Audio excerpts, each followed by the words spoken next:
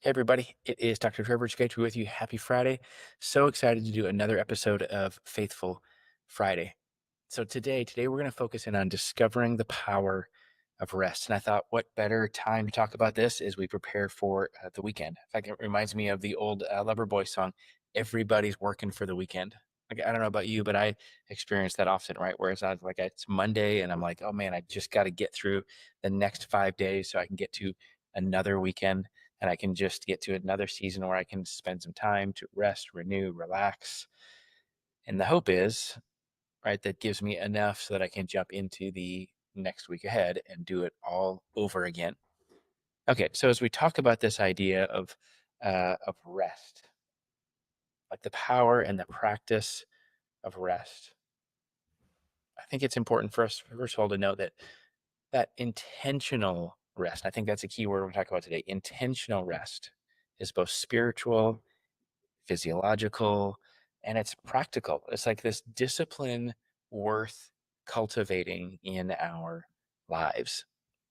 So I think it's helpful, first of all, maybe just to think about, okay, so think about this in a way of our faithfulness in this practical discipline. I thought it's helpful for us to walk through just a moment the idea of the gift and the command of rest as a biblical foundation. So if we look back in the book of Genesis, like very, very far back in like the beginning of time where it all started, rest shows up as a key principle.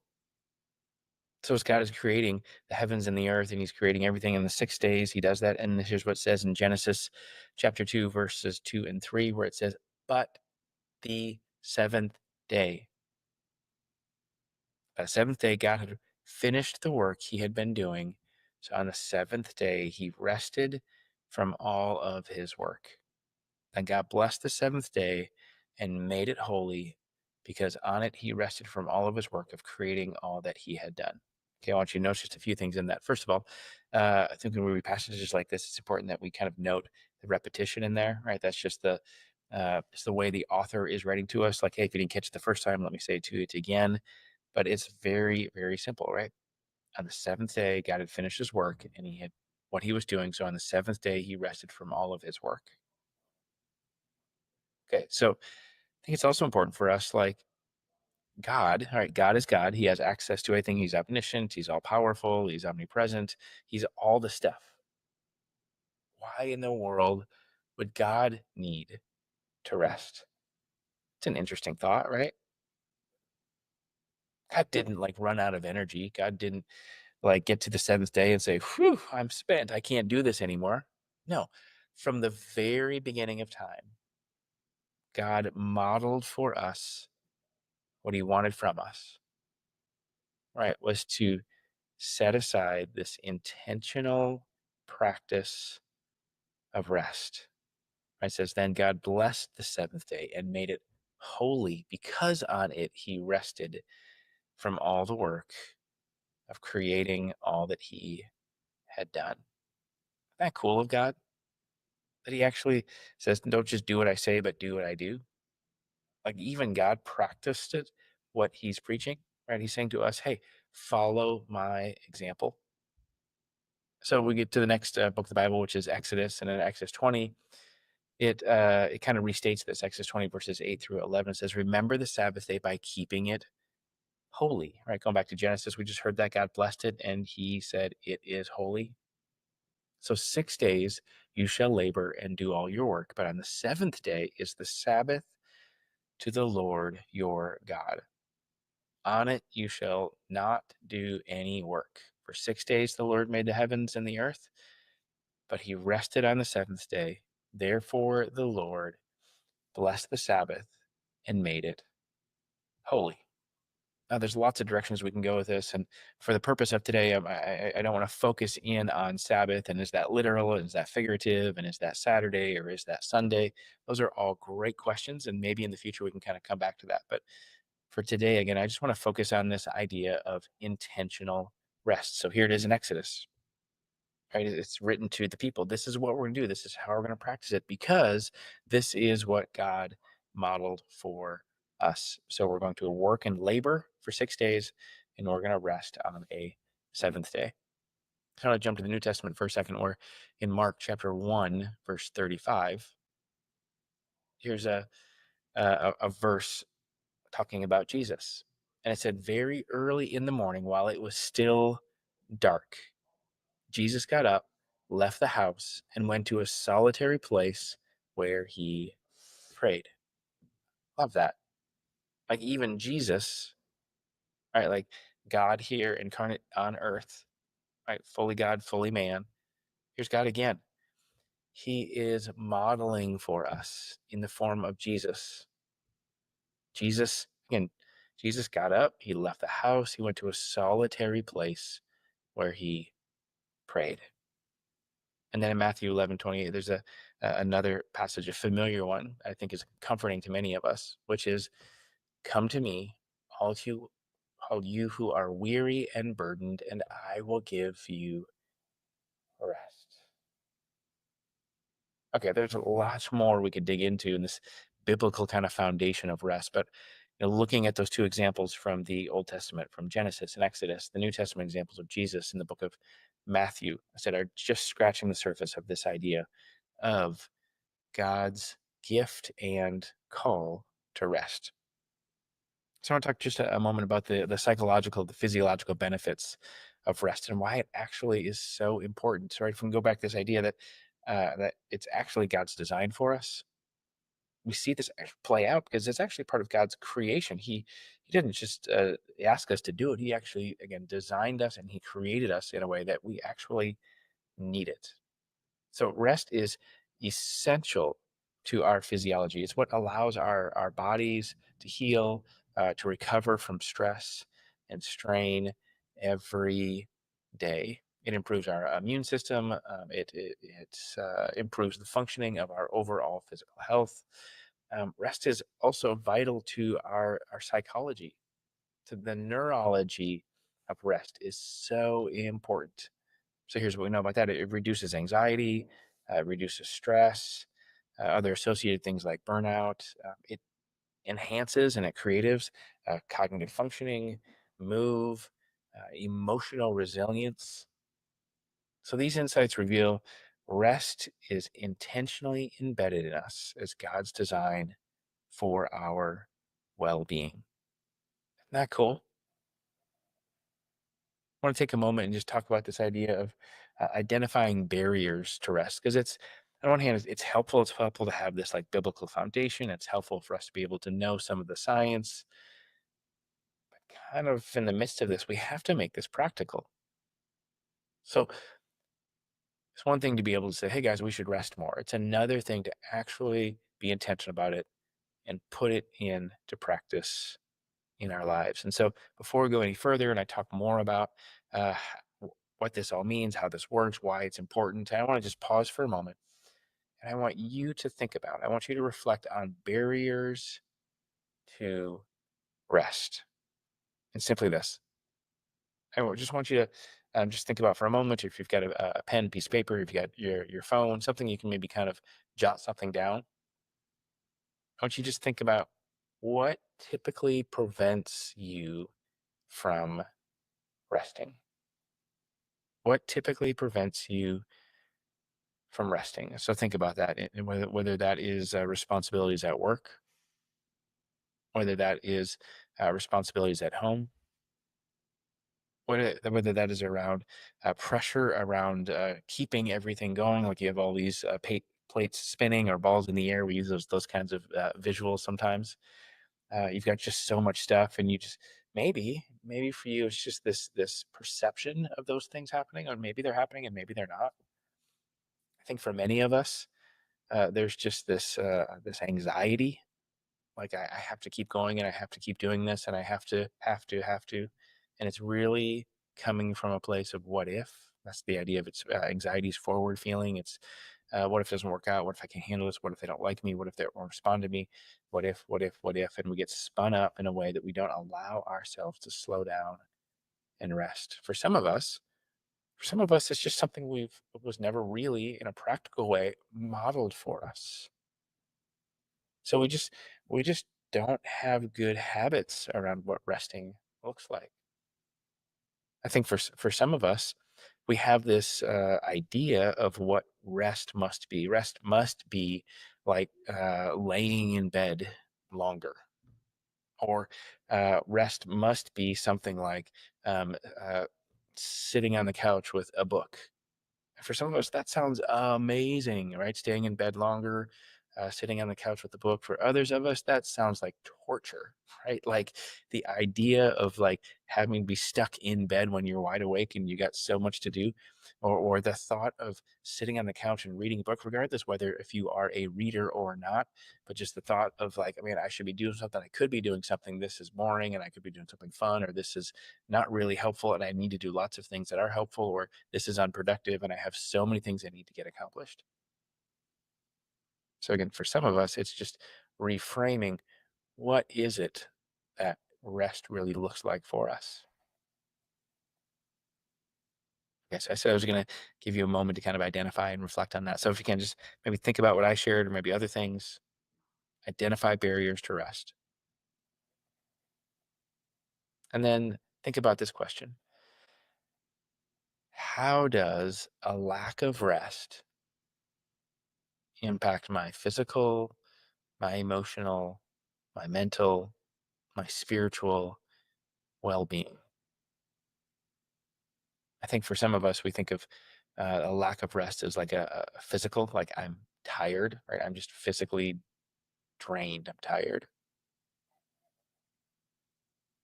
But if we also look at these other factors, a lack of rest, this idea of emotional.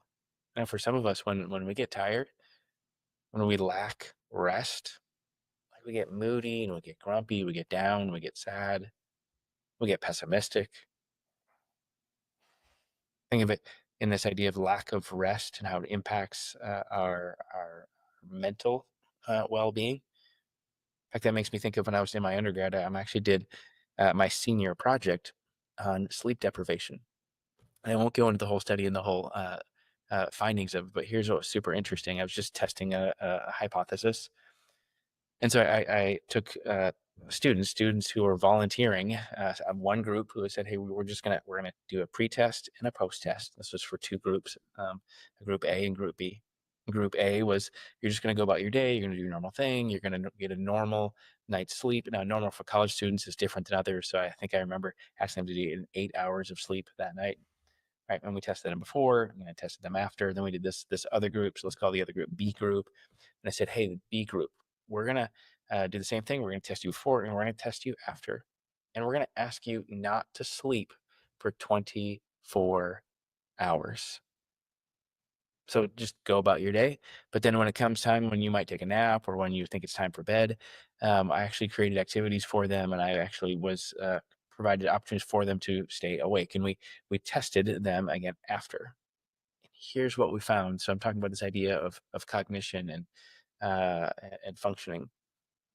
Now, probably not a surprise to any of us, but those who got their 8 hours of sleep, right, they were well rested. They were able to test very, very similar, if not the same, to in the post-test, just like they did in the pre-test. But for those who didn't sleep for 24 hours, their numbers were drastically different. Pretty high in the pre-test and the things that we tested them on, and noticeably lower on the post-test. Well, what was the significant factor in all of this study? Sleep, right? When you sleep, you test higher. When you don't sleep, you test lower, right? So there's far more data out there and research uh, tests and studies that were far more developed than mine. But I just share that as a personal example. Right? So how does rest impact our physical, emotional, mental, as I just talked about, and then this idea of spiritual? I think sometimes we get spiritually weary. Right? That passage we just talked about from Jesus in Matthew, where he says, "Come to me, all you who are weary, right, heavy laden." Okay, so in the midst of that, let's talk about so what it looks like for embracing rest as a discipline. So let's go to this idea of spiritual disciplines. There are several spiritual disciplines inherently embedded or foster a posture of rest. And we see this throughout scripture. We see this in the early church and throughout history, where these are these uh, really intentional disciplines that include and focus around slowing down and the posture of rest. So let me just walk you through a few of these. So the first is, well, we see that in the passage read, Sabbath, right? Intentionally pausing from work and busyness to rest physically, emotionally, and spiritually. Second one is this is the discipline of silence and solitude. So stepping away from distractions and noise, allowing space for rest and rejuvenation. How about this one? Prayer, especially the idea of like contemplative prayer or meditative prayer, including resting in God's presence rather than striving. Another one, the spiritual discipline of meditation. So quieting the mind and the spirit to focus on scripture or God's nature, embracing a restful, like posture of reflection. This next one is one that's oftentimes not thought of as a spiritual discipline, but I think it's so critical, which is the discipline of simplicity. So it's reducing mental and physical clutter, allowing rest to be the posture and allowing rest from the pressures of complexities of our modern life. And then how about this one? The discipline of retreat, like purposefully, intentionally withdrawing from daily routines to rest, reconnect with God, and gain perspective. And then the last one, another one that's oftentimes not thought of as a spiritual discipline, and maybe not even considered something that actually we do with a posture of rest, but I think it is so, so vital. And I think it connects absolutely as we're talking today, which is the discipline of trust and surrender. And I think for many of us, that comes from a place of anxiety and worry and stress and busyness. But this posture of trust and surrender, it's choosing to rest spiritually by trusting God rather than striving or controlling the outcomes. So these seven spiritual disciplines are just amongst the many we can practice. I just wanted to share them with you because I think it's helpful to have like an actual working list of what are the ways that we can have a posture of rest in our lives. Okay. So as we wrap up, we want to talk about so how do we make this practical? And I want to think about this in the way that we think of like we're heading into the weekend. All right, so today's Friday, and I want to give you a weekend challenge. Okay, a challenge to practice rest. And I mentioned earlier at the very beginning, and I've used this word a few times, intentional practice of rest this weekend. Okay, so we're going to try to keep it as simple as possible. So I want you to select one specific way to rest. So think about this. Maybe this weekend, you're going to set aside, dedicate some time with intentionality to unplug from technology. For some of you, maybe it's you're going to find specific way to rest by spending time with nature, like just being out in God's creation. For others of you, you're going to practice one of these other disciplines that I mentioned amongst the seven. Like maybe it's engaging in some kind of like restorative prayer or meditation. Or for some of you, it's going to do some reading and just spend some focused time. And for others of you, I think this is equally important to be intentional about being with the people that are life giving to you. I think that's absolutely a way to rest. Spend time with people where there's peace, where there's calm, or there's encouragement, right? That there's something life giving to you when you spend time with meaningful people in your life. Okay. So, again, the idea and the challenge for today is to pick one, right? Pick one specific way to rest this weekend. And then the intentional part is I want you to be very intentional about not just saying, hey, sometime this weekend I'm going to do this, but I actually want you to write a brief plan. Like write down a specific time. Maybe it's a day, a time, maybe it's a location. It includes whatever activity it is that you selected. If it includes certain things, like if it's reading, you're going to need a book. You know, if it's spending time in nature, you're going to need to kind of figure out where you're going to go and how you're going to do that. If it's unplugging from technology, you're going to have to think about how you're going to fill your time in another way that is restful for you. If it is spending time with people, you have to coordinate with somebody, this person who's meaningful to you and who's life giving to you, to make sure that they are able to spend that time with you. Okay, got it? Weekend challenge, right? You're going to select one specific way to rest, and then you're going to develop this brief plan. You're going to commit to it, and you're going to follow through on it this weekend. And my hope for you is that when you get to the end of the weekend, that you're not drained, you're not tired, you're not dreading going into another week. Sometimes we call that the Sunday blues, right? Like it's Sunday night and you're like, I'm exhausted and I'm tired and I can't believe that I have to get up tomorrow morning and do life all over again.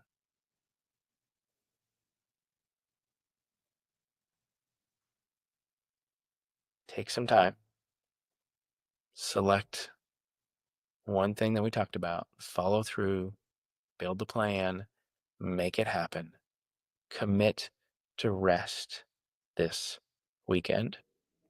We would love to hear from you. You can put comments in our chat. That would be awesome to hear from you. You can also email us at coaching@liveablebehavioralhealth.com. Give us input and give us feedback of maybe what it is that you committed to and how it went for you as you did it this weekend. All right, everyone, have an incredible weekend, and I pray that there are moments of rest and renewal for you. God bless you.